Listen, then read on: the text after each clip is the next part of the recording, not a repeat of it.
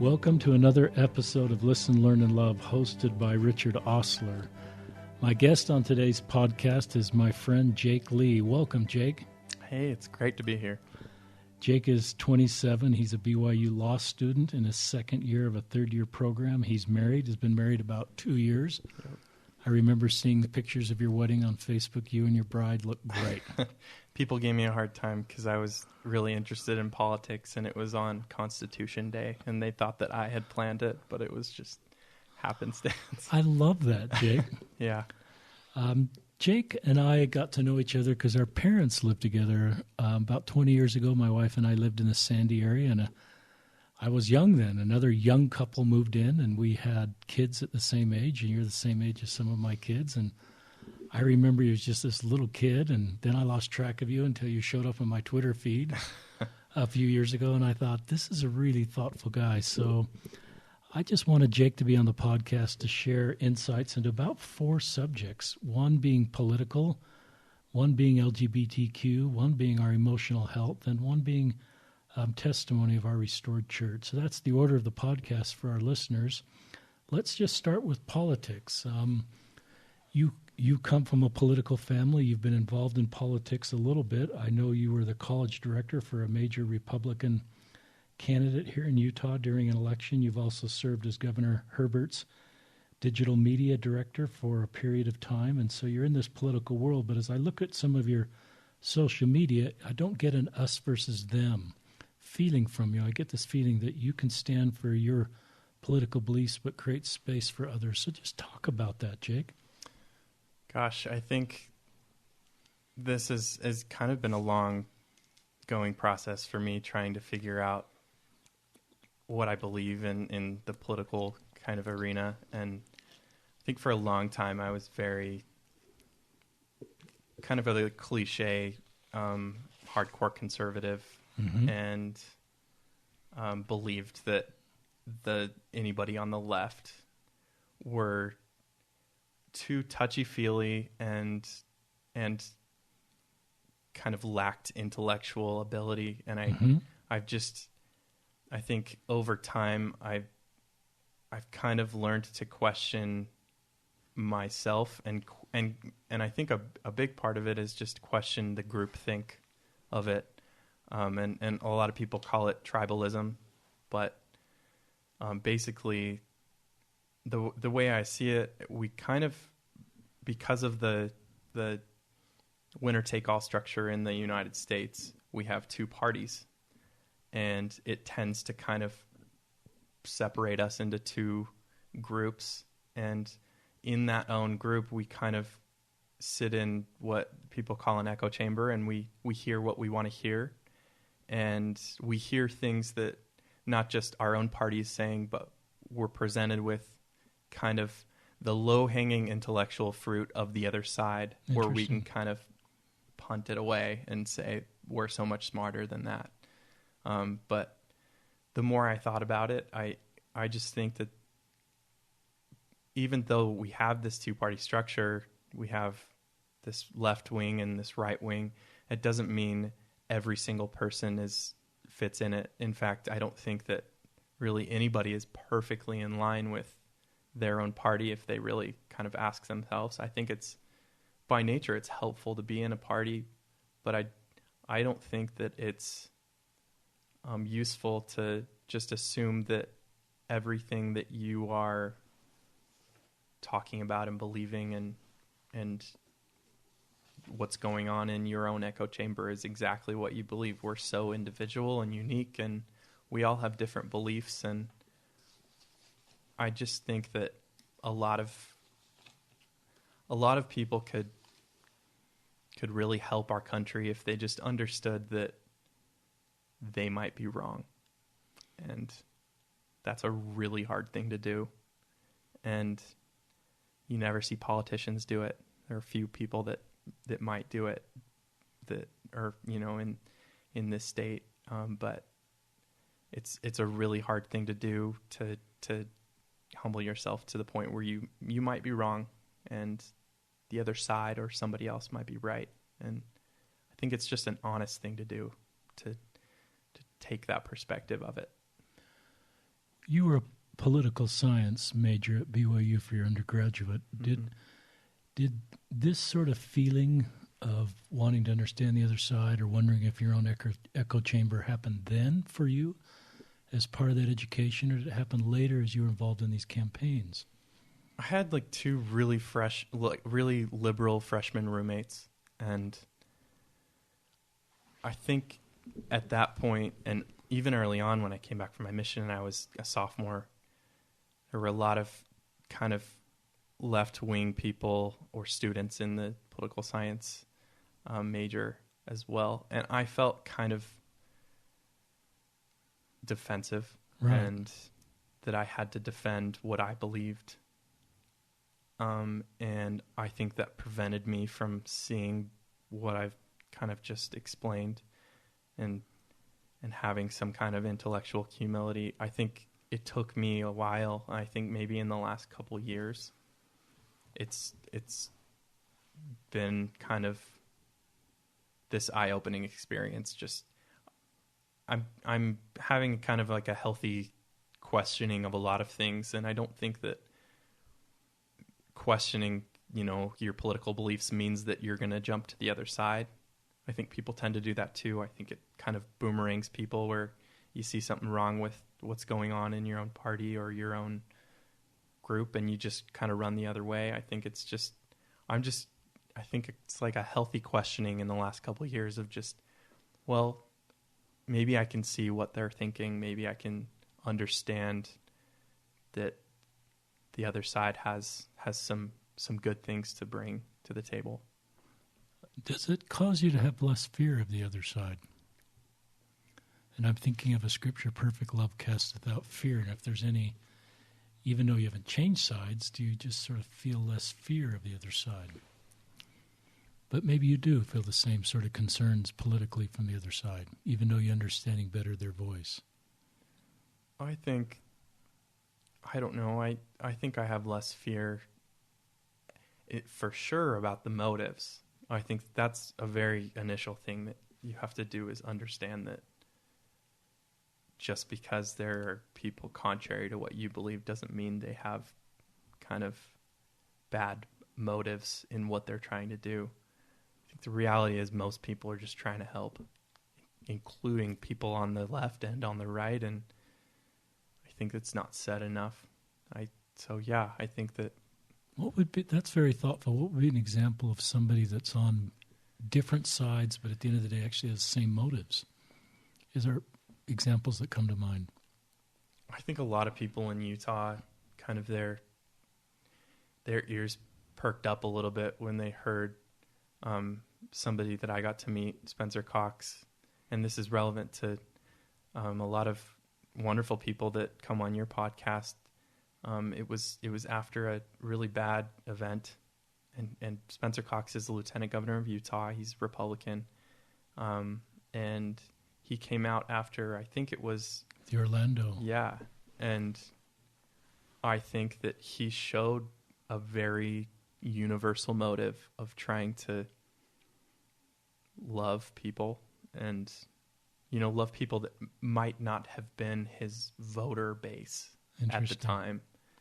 And yeah, I mean, that's something that stands out to me. I think that kind of shocked people a little bit. Oh, a Republican candidate is kind of standing up for the LGBT community.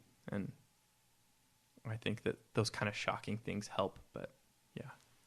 And I love that example. And when you go back to the motives, I think that candlelight vigil had the motive to heal people. Yeah. People were hurting across both political parties, but to have Lieutenant Governor Cox come, I don't know if he was lieutenant governor at the time, but it's the first time I became aware of him was at that vigil. And some of the things he said at that vigil I thought were so authentic, because he said, I don't even quite know what all these letters mean. Yeah. Which was sort of the honesty of the situation, but he was able to speak from a position of credibility because he just wanted to heal people. Right.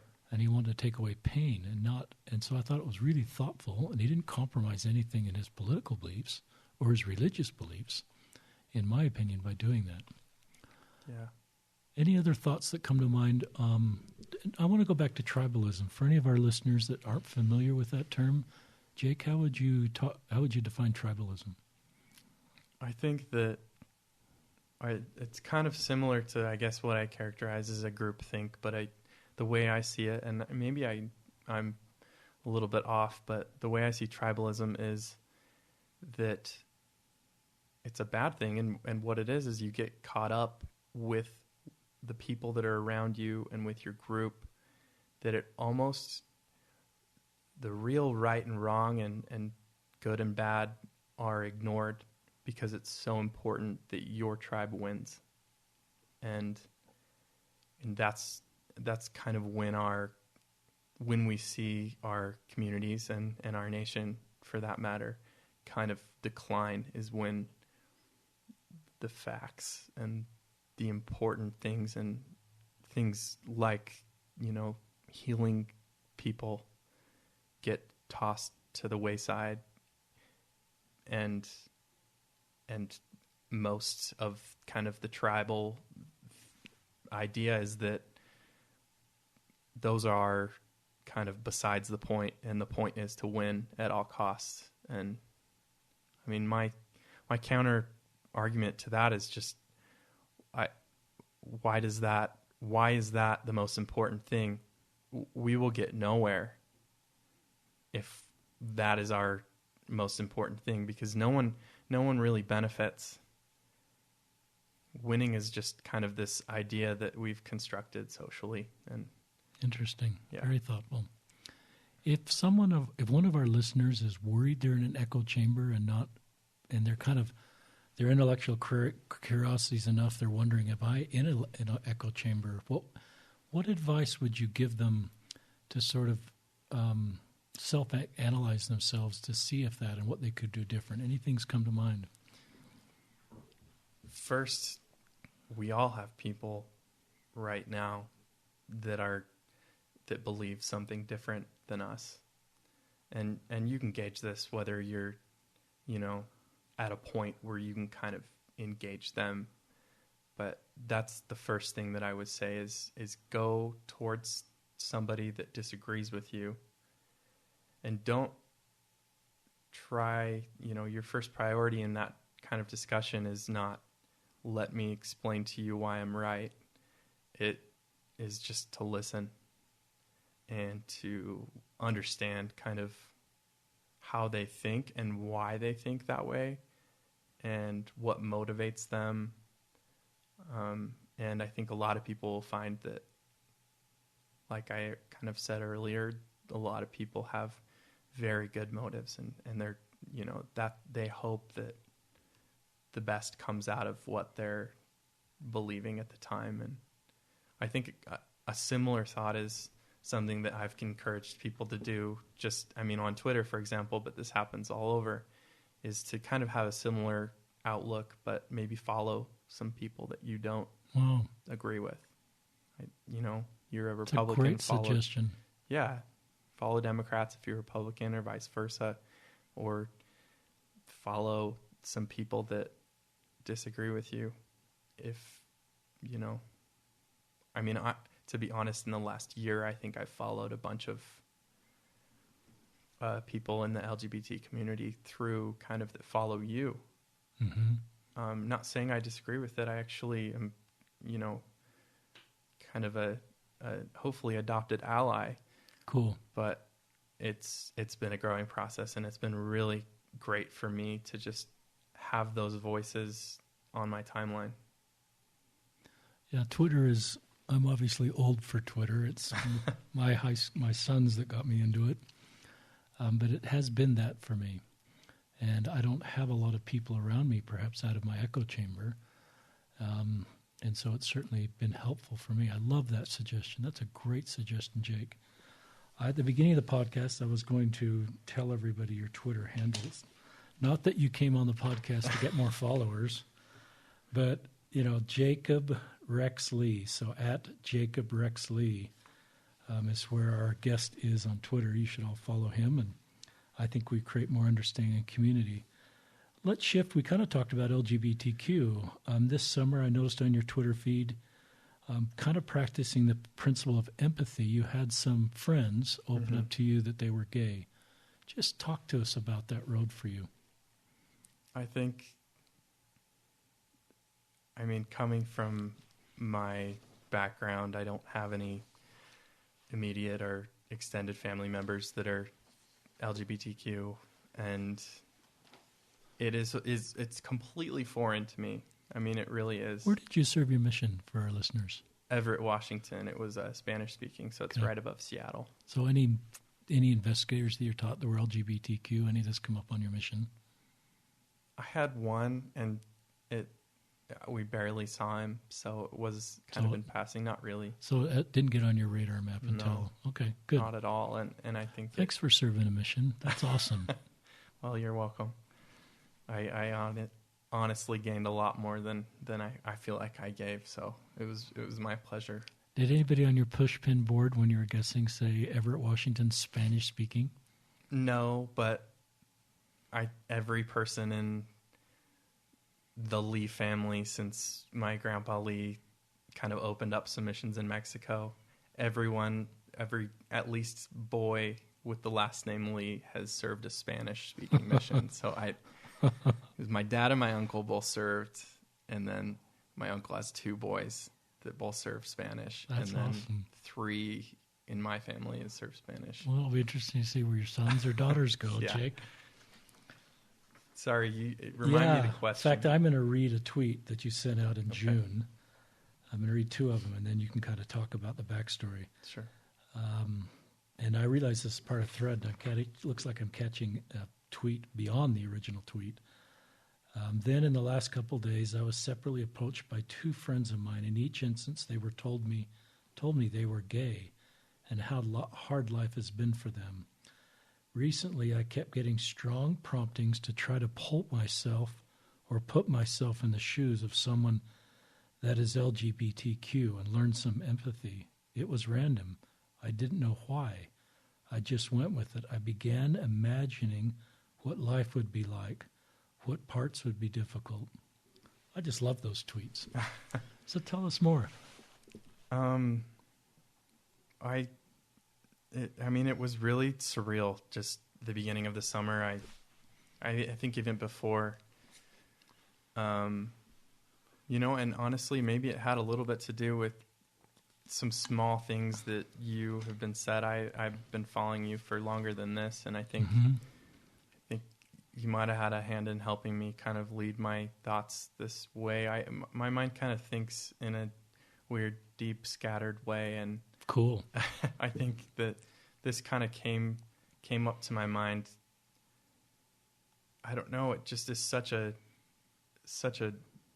hard and difficult thing. I've seen people in this wonderful community.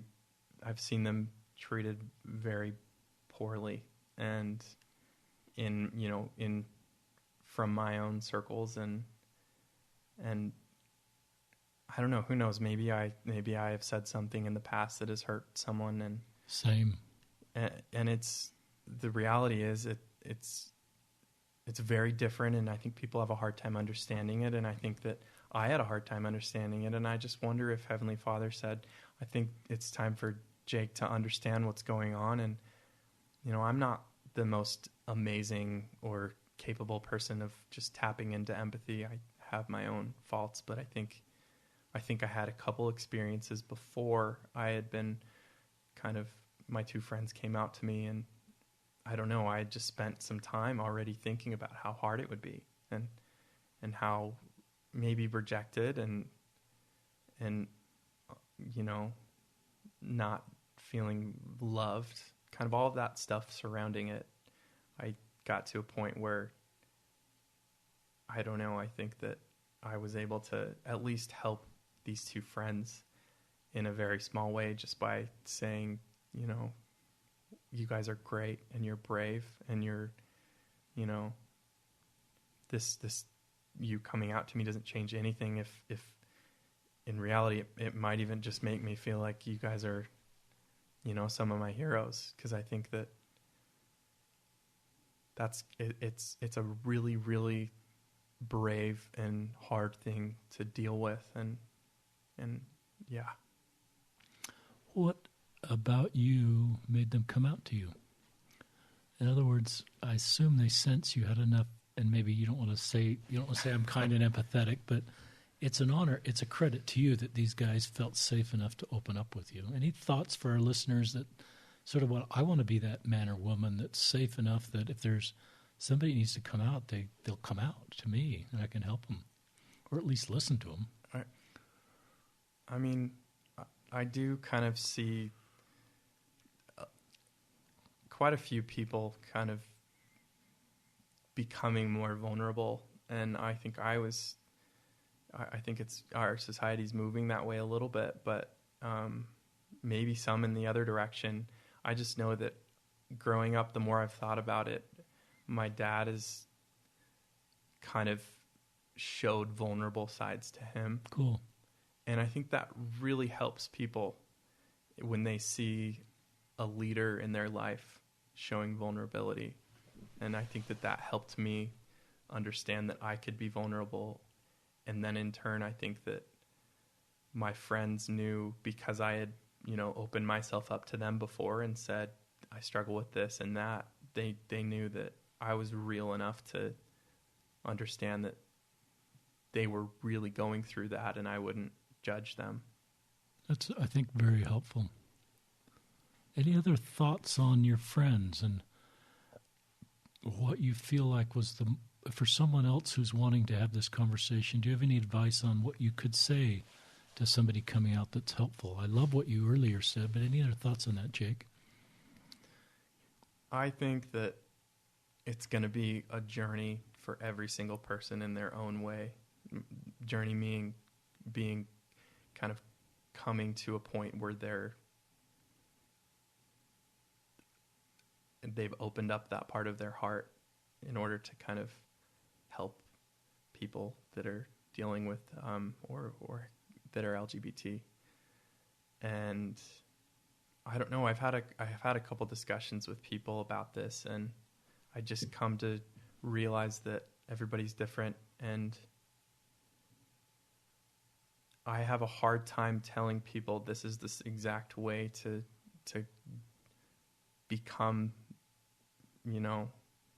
loving, because I don't really feel like I did it myself. I feel like Heavenly Father kind of said, okay, well, I'm going to help you understand.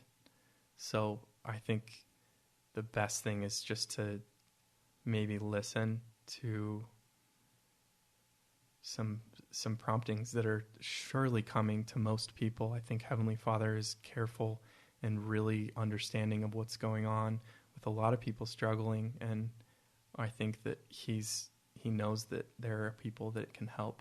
So the promptings will come. I think maybe just staying humble and listening. I love that. Any more thoughts you'd like to share about LGBTQ?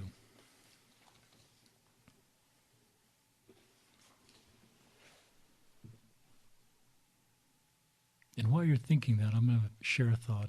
In talking with lots of gay men and women, it's often the straight people they come out to is the most helpful in healing. So some of the gay guys, and you guys that are listening that are LGBTQ, message me if this isn't correct, because I don't want to be your spokesperson. But my experience is a gay woman, it's a little safer then to come out to a straight man, and a gay man coming out to a straight woman. There's less tension there, potentially. But the most healing sometime are when a gay man can come out to a straight man, and it doesn't change the relationship.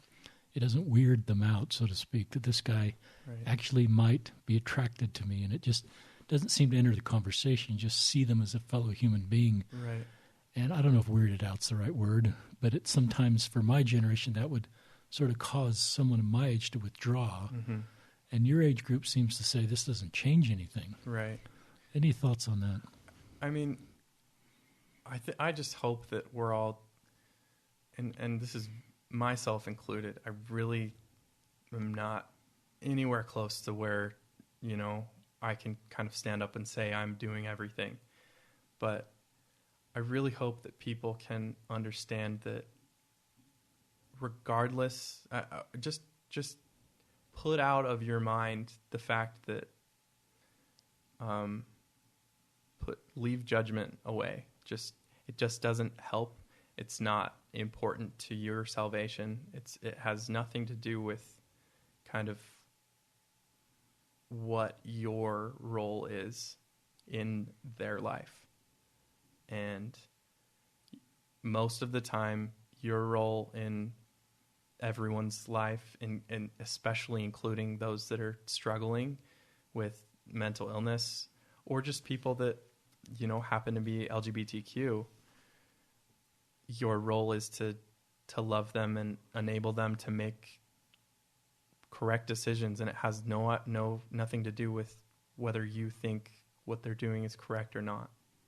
I like that. Why do people need to come out? Any thoughts for our listeners on that? These guys could have never told anybody. And I guess we could have them on the podcast to answer this question. So I'm kind of asking you to answer the question for them.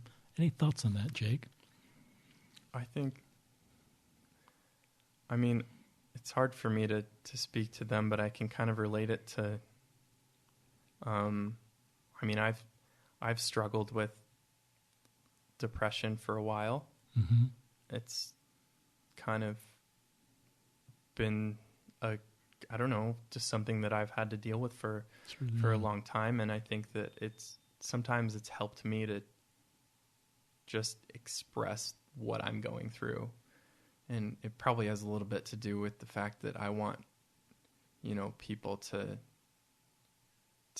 help me through it. But I also just, want to feel validated a little bit that, I'm not an enigma. I'm not crazy or it's not my fault. And I think tons of people, open up and become vulnerable because there are just so many people that come into their lives when that happens and when they say, hey, I'm struggling. And I think that has a lot to speak to human nature and our willingness to help people, I think, if we open up.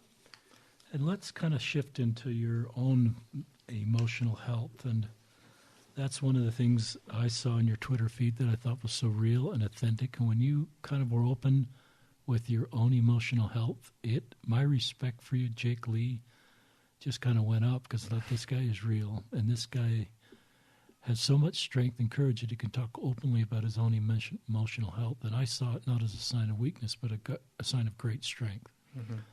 And I think to what you're saying is that then it makes you safe for other people to talk.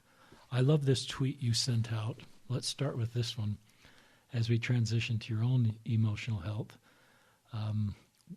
We never truly know the mental struggles people deal with. I was student body president of Pleasant Grove High and dealt with constant anxiety. And then you personalize it here. Some days I'd walk to class without saying hi to anyone because it was too much to handle. Some would get offended. It hurt to hear. All I wanted to feel was normal. It's just an honest tweet. So kind of share with our listeners a little bit about your own journey in this space. I think that it took me a long time. I mean, this is hindsight's 2020. I don't think at that time I realized I was dealing with anxiety. But I think for, over a decade now, it seems like I've been dealing with anxiety and depression, and they've just been really hard. I think that, I don't know, I think I'm a little bit spoiled in the way that there have been a lot of things in my life that I've set my mind to and that I do. Mm-hmm. I point and I can get there. But it's been hard for me to battle an enemy that, has an outpost in my head and that I can't see, and that there's not, Can't see. It's interesting. There's not a specific list of steps that I can take and it will be, alleviated. And that's been hard for me, but I think it's been good for me in my growth. I mean, you caught me in a good part of the week. Later in the week, I'm usually a little bit happier. And I think Monday or Tuesday, I wouldn't be telling you how fun it is to have depression and anxiety. But yeah, right now I can, honestly say I think that Heavenly Father decided that I needed to go through this, and there are, a variety of reasons that why I'm going through it. And yeah.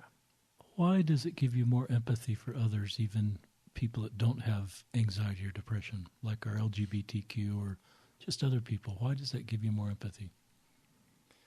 I think a common thread in just overall struggle is a feeling of sadness and despair. And I think sometimes it's hard to connect things like that, but for me, it's always been so simple that the things that I have felt, the hardest days that I've gone through in feeling that really just dark feeling of almost, hopelessness. Tons of people are going through similar things and feeling the exact same feeling. And a lot of people are just going through different things and feeling those feelings. I think, I really don't know what kind of made it click for me, but I do remember kind of realizing, this was like a couple of weeks ago, realizing that, wow, there's this tiny little silver lining to going through depression in it. And it's, an ability to kind of touch someone else's cross in a way that even 2 years ago I had no ability to do. And I don't think I could have done that on my own. I'm not that smart. So I think depression has brought me to a low that I can kind of connect with other people that I am 100% sure that there are people, within a mile of where we're recording this that are feeling the same feeling. I love that visual imagery of touching somebody else's cross because, and sometimes I think you're right, when we are carrying our own crosses, our ability to touch somebody else's cross is increased. Talk about why you felt vulnerable on Twitter to share some of your emotional health and why that's an okay thing to do, because I do the same thing on Twitter. Try to be pretty authentic. I think I feel okay to do it because I don't know. I've run some test runs in my family and friends just saying this is how I'm feeling. And you might get a few people that are kind of weird about it, but most people just in real life have made me feel like I can open up. And I don't know. Just opening up just feels so much better. And maybe it's just because all of a sudden you feel like you have a community that's carrying your cross with you. But yeah, I don't know. It's always helped me to open up. And I think maybe I'm just an extrovert. I don't know if everybody, is helped by that, but it really helps me. It makes me feel, and people reach out and, it just feeling connected with people really helps, feeling understood and validated. Yeah, I like that. I love this idea of fitting in versus belonging, and fitting in is where we assess a situation and we become what we need to be accepted. Mm-hmm. And that might be a certain type of testimony or a certain level of mental health or a certain level of fitting in. And that can be pretty exhausting. Belonging is where we're able to be who we are and love for who we are. So, and that is less exhausting. That's sort of like, oh, I can just be who I am. Yeah. We're not talking about good behavior or bad behavior. It's not like that's an eat, drink, and be merry philosophy, but it just lets us be who we are and be accepted for who we are versus having to fit into some, cultural expectation or some societal expectation, or right. Sometimes our Mormon culture doesn't give us much space to be individuals within that. I think it's really healthy for society just in general. I'm just kind of thinking back, I'm taking a mediation class at That would be interesting.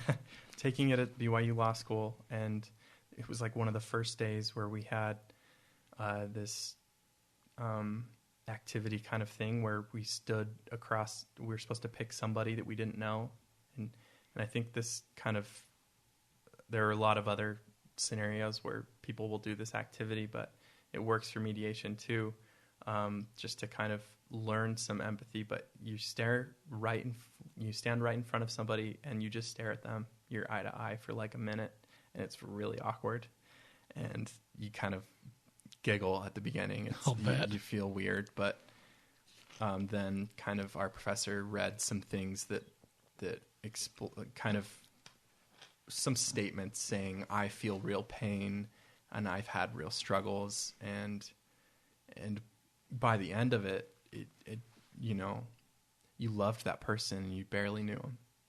And I think this process of kind of being vulnerable and opening up, even on social media, I think helps other people see eye to eye with you. And it's really hard to be rude to somebody when you're just sitting down with them, because you start to learn about them, and I think that this process just helps our society kind of understand and humanize everyone else. Humanize is really a good thing, and I'm mindful of the suicide issue in our community, and as you talk, I'm thinking of Spencer Cox again, and that he has publicly talked about his own. I'm not quite sure the right words, but just, you know, as a teenager, being in really dark places in that area, right, and him being open about that, and now this leader in our community, I think that makes him real and approachable and genuine, and I like that about him. Mm-hmm. So I'm thinking about, you know, I think I've told our listeners I've seen a therapist twice in my life. I saw one in my 6th grade year, and I can't even remember why. And I saw one the last year serving as a YSA bishop. And I think for me during that last year, I think I did so many interviews, my gas tanks kind of lowered. My therapist said, I think you have compassion fatigue because you just spent so much time listening to people. But it also, to your point, I think it gave me better insight into people, as I felt my emotional health spiraling into places that I've never felt it before. And it was interesting that happened at the same time I was sort of giving everything for the cause. So I realized that people can have difficult emotional journeys and be in a good spot with God, Christ, and our church. And right. And that was sort of obvious to me because I was, I felt like doing good things and helping people, but my own personal health was sort of, spiraling. And my therapist really helped me. So any more thoughts on just emotional health or tweets or things you want to share with our listeners? Yeah, I think that, and I wrote these things down just because. Good. I don't think that I am at a point where, I need all of this help, but I do know the feeling of when I've been, really hurting. Mm-hmm. And I feel like there are some things that I think just everyone can do to help somebody that might be dealing with this, with depression or with anxiety or with really anything. I think just being there and listening is a lot more important than we realize. What we want to do when we want to help somebody is we come and we sit down and we tell them everything that they need to do in order to be better. And it's a really good thought, but it doesn't help that much. And I think just being there and listening, helping them feel loved and helping them feel important. And, sometimes just helping them understand that those feelings that they're having, aren't because of anything that they've done, or, a lot of times they're very normal. A lot of people are dealing with things like that. Yeah, I think those things can make a world of a difference. I love that because I think somehow we've created a belief sometimes if our emotional health isn't where it needs to be, that God doesn't love us or we've done something to separate ourselves from God. I love that. Mm-hmm. If I could slide a button over to you, Jake, and you could push it to never to have any anxiety or bad days again, would you push it? Or and some guys, I think, would push it if they could still have all the lessons that come with it.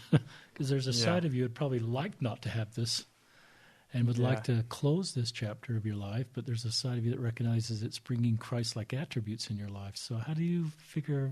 I don't know. I think, like I said, in the later half of the week, I wouldn't push it. At the beginning of the week, normally I would. And if we're all being honest with ourselves, there are times in all of our lives where we're wanting to push that button, Yeah. But I think, I don't know, I don't think of it that as much anymore. It's more just kind of, well, this is the here and now. This is what's going on in my life. And let's just kind of live in the present, if that makes sense. It does. It's a great way to probably cope, because I think sometimes the enormity of a lifetime of dealing with this could be overwhelming. And I think I like what you said is, I'm just doing the best I can. Yeah. And I'm not going to try to sort of figure out if in your 20s, the next 70 years of my life, and where this is going to go, because that could be scary. Yeah. But, a thought comes into my mind is this makes you a better father and a husband. You don't have any kids yet, do you? Not yet. We have one on the way. You do? Due in March, yeah. I didn't pick that up from social media. I better look closer. Congratulations. Is it a boy or a girl? We will find out in a week. Wow. But I would think if you sat down 10, 20, 30 years from now, and we talked about this issue, you would say, this is hard, but this has made me a better husband and father and leader and priesthood leader and connecting with the priests if I'm a priest quorum advisor. So I would think that there's days you'd want to push the button, but there's days you'll sit down and have a conversation with and this is for all our listeners that are working, that just have stuff in their lives. I think there's days where you'll be able to lift and help somebody because of your own cross, that you'll leave that visit and you'll go, I'm really glad I've walked this road because I've just been able to really help somebody. Yeah. And there's probably incredible sort of feeling of satisfaction to be able to touch somebody's cross and then lift it. Right. And I would assume if we had your two gay friends that talked to you, I would guess they left that encounter with you. I just feel that's really strongly with their cross lifted, that you not only touched it because you listened to them, that you lifted their cross and they just felt better. And they knew you loved them. They didn't have to fit in anymore, but they could belong with their sexual orientation known to you. And you still, they knew you, now they know you still love them, even, not like it's a negative thing, but even with this closeted information. I want to close with this last section. And Jake and I, for our listeners, we started with prayer. We hope that you're feeding the Spirit here. We hope that ideas are coming into your mind that help you or allow you to help others. But I want to just talk about your own testimony and your own feelings about our restored church, Jake. And maybe lead in with this idea that you shared with me before the podcast, that sometimes, because of your emotional health, you can't feel the Spirit. Yeah. Talk about that concept. I think that, I really actually started to I guess realize that anxiety and depression were kind of affecting that ability to kind of feel the Spirit. I think, it was years ago, kind of, I would go to the temple, and so many people, that is a place where you just hear so many people talk about how wonderfully uplifting it is. And, there were more times than I can count that I did not feel like that. And it really made me question what I was doing in my life, made me feel like I wasn't being the, best member of the church that I could. I wasn't following the commandments. And I eventually just realized maybe it's not you, and maybe some things are just really complicated, and the Spirit isn't, forever there. I think for everybody, they're not always feeling the Spirit, and I think that everybody goes through some parts of their life where, and they're not on that spiritual high. And I think sometimes it's hard because it's the lifeblood of your membership of the church. That's what drives you to go to church every week, and to be without that for some time it's really hard. It's kind of like carrying a backpack full of rocks. You going and doing the actions in church that reading and praying and all of those things kind of makes it disheartening, because you say a prayer or you read some scriptures and you're not uplifted, and it's scary. It's just it's a weird feeling, because that's not, I guess, the norm, at least what's talked about. That's really helpful, and that's so honest, and so many of our listeners need to hear that. I read a book about depression once, and it was an active LDS woman, and she just said, the chemicals in my brain that need to be released to be able to feel the Spirit aren't there, or aren't able to be released. So my ability to feel the Spirit is physiologically limited. Mm-hmm. And I think the other thing that comes to my mind is this equation sometimes we create in our Mormon, not doctrine, but culture, that if we do certain things, we're going to feel the Spirit. And so if you go to the temple and you don't hear the Spirit, and you go to testimony meeting and 20 people say, I felt the Spirit at the testimony, right, then you come home from testimony and look in the mirror and go, what's wrong with me? Yeah.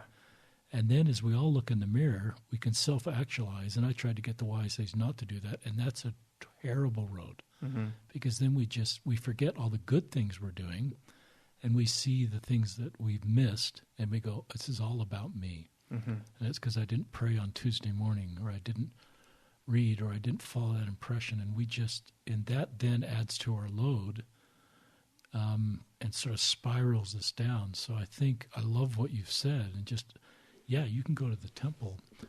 A story comes to mind, and I want to send it back to you. My wife and I went to Trek this summer. We were a Trek assignment. And I tweeted once some Trek, because I actually had cell phone service at Martin's Cove. I couldn't believe it. Anyway. The first pioneer to tweet.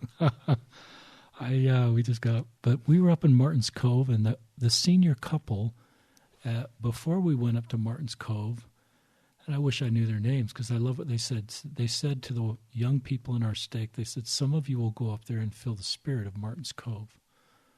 And it'll be a spiritual experience. But then he said, some of you will go up there and won't feel anything. And for those of you that don't feel anything, you may feel this experience later, but it's not because you're not faithful. It's not because you haven't done anything wrong. And he gave people permission to not feel the Spirit at one of the most spiritual sites in our faith. Mm-hmm. And I thought it was great, because I'm thinking of the percentage of young men and young women that went up there and wouldn't have felt the Spirit, and would have then gone to the testimony meeting where people would have talked about an all-time spiritual experience at the top of Martin's Cove, and they would just sit there and say, I don't know if I belong in this church. Yeah. Because I'm not having that experience, and I'm not safe to say I didn't feel anything, because there's no permission in our culture. So I love what you're saying and what that couple taught, and we just have different spiritual experiences at different times, and they may come at different times. And I'm sure you could share times when you've felt the Spirit that kind of surprised you. Yeah. Where it wasn't kind of in a traditional experience, and where you didn't feel it in the temple. So any more thoughts, Jake? Back to you on this. I'm actually a better writer than I'm a speaker. I feel like sometimes I fumble with my words a little bit. But I just wanted to kind of read this part of, I kind of posted something about this a couple weeks ago. And this is, I guess, my answer to what do you do when you're not feeling the Spirit at, a specific time. Sometimes our faith is without feeling. No matter how hard we try, we can't manufacture it. Without it, life becomes cold, the future looks bleak, and our confidence fades. Second-guessing ourselves becomes second nature. Our faith becomes deflated and desperate. With our faith on life support, believing becomes a constant struggle, and acting on that weakened faith is exhausting. In that moment of numbness, it is though there is nothing to fill your heart. You feel empty. No matter what you do, you feel empty. But it is at this very time of crisis that we must choose to go on without feeling. We must choose to fill our faith with what we have left, our desire and our choice to continue. I think that just kind of encapsulates how I at least am grappling with sometimes not feeling the Spirit when I, maybe at some point thought I should be. I love that, Jake, because I love two things in particular. I love that it validates people that may not have faith at times or feel the Spirit at times, but it also, everything you wrote is full of hope. And that's one of my favorite words in the gospel. It has been for about 10 or 20 years, is everything I think that Christ taught. One of the foundations of our doctrine is hope. And that creates hope. Mm-hmm. What you just wrote, that even though it's not quite, that there's hope in the future. Any thoughts you'd say to some of our listeners that are struggling with their testimony or even wondering if they can stay in our restored church? I think that especially lately, it's just so easy to get an answer to normal everyday questions. I mean, everybody has Google at their fingertips and can just answer whatever they're, wondering about. But with things like the church and whether or not it's the true church, I think it kind of gets in people's heads and they kind of fumble around with the idea that, well, if this isn't true, then all of a sudden the dots start connecting with them and they think, well, I figured it out. The church isn't true. Mm-hmm. And I think the scripture that comes to mind is just the scripture where Nephi says, I don't know, I don't know the answer to this. And that's so revealing, I think, of his ability to be vulnerable, but also I think every single person, if they were being completely honest, you don't know everything. And, most of our, the members in our church don't know everything. I think, if, Heavenly Father does, but, he's not going to, spoon feed it to us all the time. And that's a real struggle. But I think it should give every single person a peace of mind to know that, even a great prophet like Nephi, and I'm sure even our prophets today don't know every single thing and are struggling with things. And I think kind of like what I wrote down, I think faith has so much more to do with choice and a desire. And that's where it starts for sure. But it does have a lot more to do with faith than I think we make it out to be. And there are a lot of really great things about this church. And the best thing about it is that when you start with the desire and you kind of take a couple steps forward, not knowing what's going to happen or not knowing what to do, normally those steps start to kind of fill you with something good, and it kind of snowballs. But yeah, I would just say those two things, just kind of understanding that you don't know everything and that taking just that step, having a little desire, I mean, it'll go a long way. I love that. Are there sort of core things in the church that are core to your testimony that are kind of your favorite pillars of our restored doctrine? Yes, I mean, I love the Book of Mormon, and I think that, I mean, there were days on my mission where I was full of anxiety, and it did sometimes help me feel better about kind of things. And maybe, that was the spirit that was there at that time. But it is just a really hard thing to go up to battle against when you're trying to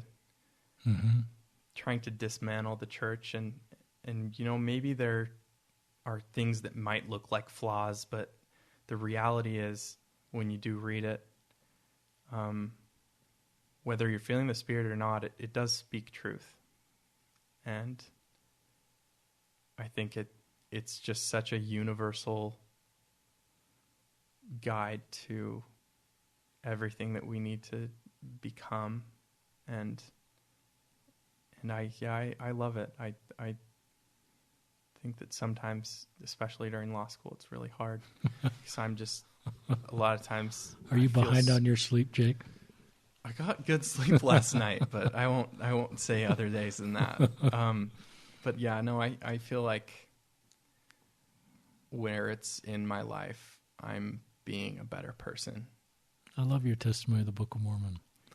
I love kind of coming back to a couple of things you said, the connecting of the dots. I think some people need to have a testimony where they have a fallen domino or two, things they're just not comfortable about that are in our history or something else, but I think they can have a testimony that it hits dominoes that are really deep, that have really deep roots. So like the Book of Mormon, or a vision about the plan of salvation, or the priesthood or temple. Mm-hmm. So I think some people have a testimony that doesn't have any fallen dominoes, and there's no missing dots, and everything just lines up. But and that's fine. I'm not saying they should, but I think we need to normalize another type of testimony that might have a fallen domino or two. Now, if everybody's trying to pull everybody to their fallen domino, but I think if that's one thing, but I think, and behind that person with a couple fallen dominoes, maybe someone that's deeply still committed to the church, to their temple covenants, to doing what's right, and they may have a different type of testimony, and I think we need to honor both of those. I also am going back to Nephi, because I'm remembering sometimes with the YSAs when I served, we would just read Nephi talking about the valley of sorrow, I can't even, and the hope that this valley he was in, which could represent lots of different things, emotional health, sin, testimony, he was so honest about that. He was so vulnerable, and it makes us love Nephi. Yeah. But he always had hope on that other side of the valley. Sometimes with the YSAs, we draw the valley, and then we draw the other side going up, and we'd sort of talk about what we need to do potentially to sort of get through that valley using Nephi. So we're kind of coming to the close. Just any thoughts you want to share about your testimony of the church or any of these other topics, or anything you just want to share with our listeners, Jake Lee? I wholeheartedly believe that this church is true, and it's easy to question it, and sometimes it's hard to say.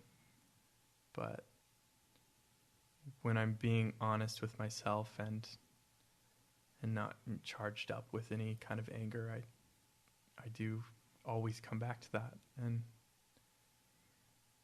I think there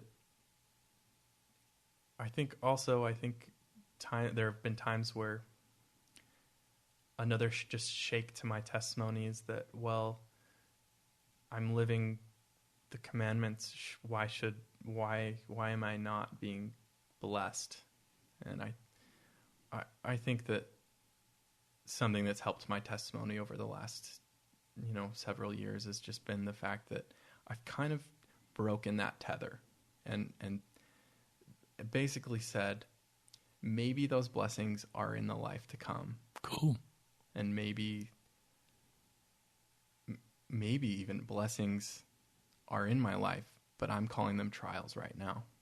That's really cool. And so I think that's something that's helped my testimony. But yeah, I do come back to that, and it's hard not to smile. I believe it's true, and I really do. Thank you for joining us, Jake Lee, on this podcast. And my voice goes with yours. I believe in this church. I deeply believe in it. I'm 57, and I look back at all the good in my life, and it's directly tied to the church. And the things it's taught me, the insights it's given me, the life it's given me, my wonderful wife and family, and all the good in my life is tied back to the church.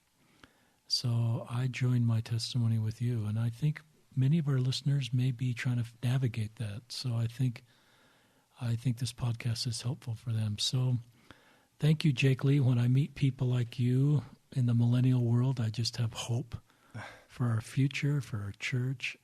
I don't go to sleep at night worried about the future, because you don't want to be praised, but I just have a great deal of love and respect for your generation. And I think you're able to move to a higher level in some of these things that you've talked about than I was able to do at your age, where you're seeing less tribalism, you're seeing the gospel of Jesus Christ as a way to build bridges of understanding and support. It's obviously consistent with our doctrine, and I think we're maturing to come out of a little bit of a yes for us versus them, and still stand for our beliefs and everything, but sort of see the goodness in humanity and sort of see how we can work common ground for higher goals. And I think we can bring more people into our restored church with that framework. So thank you, Jake Lee, for joining us on. We'll sign off from another episode of Listen, Learn, and Love.